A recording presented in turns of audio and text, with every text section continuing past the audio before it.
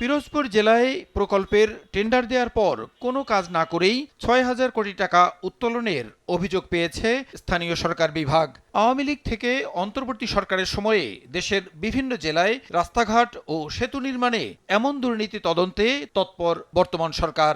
২৬ পর্যন্ত দুপুরে সচিবালয়ে স্থানীয় সরকার প্রতিমন্ত্রী মীর শাহে আলম সাংবাদিকদের জানান ২০০৯ থেকে ২০২৬ সাল পর্যন্ত স্থানীয় সরকার বিভাগের আওতাধীন সব দপ্তর ও সংস্থার দুর্নীতি অনিয়ম খতিয়ে দেখতে ৭ সদস্যের তদন্ত কমিটি গঠন করা হয়েছে। আগামী ৬০ দিনের মধ্যে কমিটিকে প্রতিবেদন দেওয়ার নির্দেশনা দেওয়া হয়েছে বলেও জানান তিনি।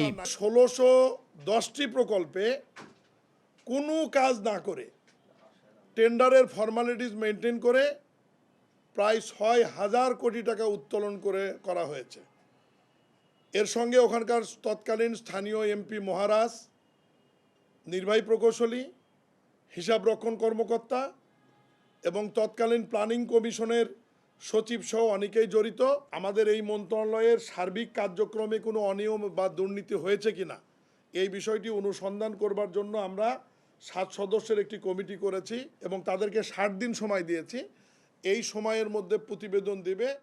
ভোগান্তি ভুলে চলে আসুন রিগালে, ওয়ারেন্টি সহ স্টাইলিশ কালেকশন নিয়ে রেডি রিগাল ফার্নিচার। প্রতিমন্ত্রী জানান অন্তর্বর্তী সরকারের সময়ে একটি প্রকল্পে সচিবের স্বাক্ষর ছাড়াই সাবেক উপদেষ্টা আসিফ মাহমুদ সজীব ভুইয়া ফাইল পাশ করেছেন। একটা ফাইল আমার নোটিশে এসছে, অন্তর্বর্তীকালীন সরকারের সময় একজন উপদেষ্টা আসিফ মাহমুদ সচিবের স্বাক্ষর ছাড়াই উনি জোর করে ফাইল নিয়ে এসে নিজে স্বাক্ষর করে অনুমোদন দিয়েছেন।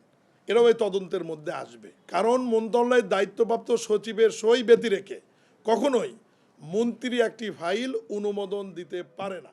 প্রধানমন্ত্রী তারেক রহমান দেশের সব জেলার মতোই বগুড়াকে সমানভাবে উন্নয়নে নির্দেশনা দিয়েছেন। গোপালগঞ্জের উন্নয়নেও ব্যবস্থা নেয়ার নির্দেশনা দিয়েছেন তিনি। প্রতিমন্ত্রী জানান ঈদুল আজহায় ১২ ঘন্টার মধ্যেই ঢাকার ২ সিটি এবং অন্যান্য সিটিতে ৮ থেকে ৯ ঘন্টার মধ্যে কোরবানির বর্জ্য পরিষ্কারের নির্দেশনা দিয়েছেন প্রধানমন্ত্রী। প্রায় ১২ কোটি টাকা। প্রসূন আশিস, সময় সংবাদ, ঢাকা।